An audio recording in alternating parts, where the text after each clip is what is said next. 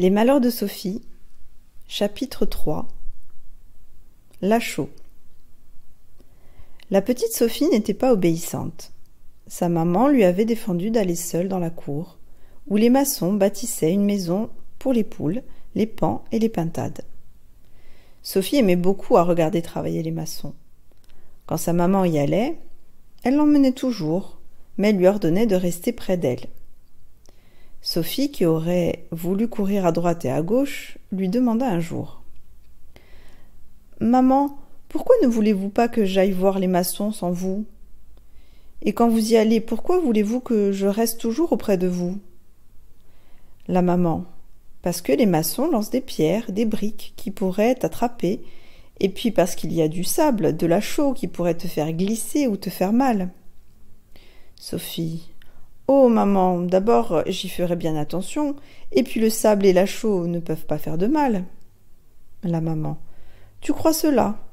Parce que tu es une petite fille, mais moi qui suis grande, je sais que la chaux brûle. » Sophie : « Mais maman… »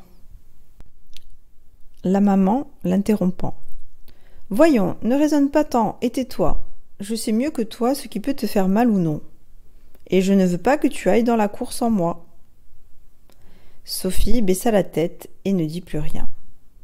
Mais elle prit un air maussade et se dit tout bas : « J'irai tout de même, cela m'amuse et j'irai. » Elle n'attendit pas longtemps l'occasion de désobéir. 1 heure après, le jardinier vint chercher madame de Réan pour choisir des géraniums qu'on apportait à vendre. Sophie resta donc seule. Elle regarda de tous côtés si la bonne ou la femme de chambre ne pouvait la voir.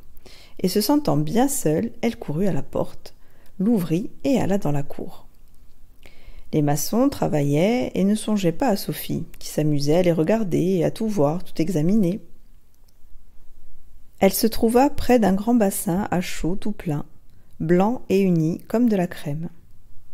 « Comme cette chaux est blanche et jolie, se dit-elle, je ne l'avais jamais si bien vue. Maman ne m'en laisse jamais approcher. Comme c'est uni, ce doit être doux et agréable sous les pieds. Je vais traverser tout le bassin en glissant dessus comme sur la glace. » Et Sophie posa son pied sur la chaux, pensant que c'était solide comme la terre. Mais son pied s'enfonce. Pour ne pas tomber, elle pose l'autre pied et elle enfonce jusqu'à mi-jambe.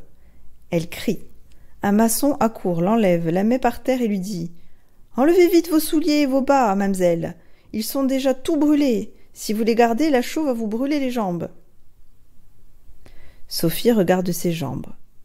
Malgré la chaux qui tenait encore, elle voit que ses souliers et ses bas sont noirs comme s'ils sortaient du feu.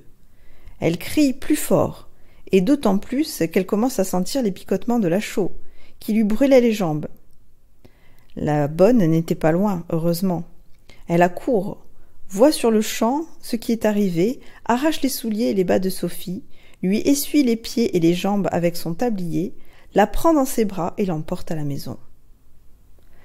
Au moment où Sophie était rapportée dans sa chambre, madame de Réan rentrait pour payer le marchand de fleurs. « Qu'y a-t-il donc ?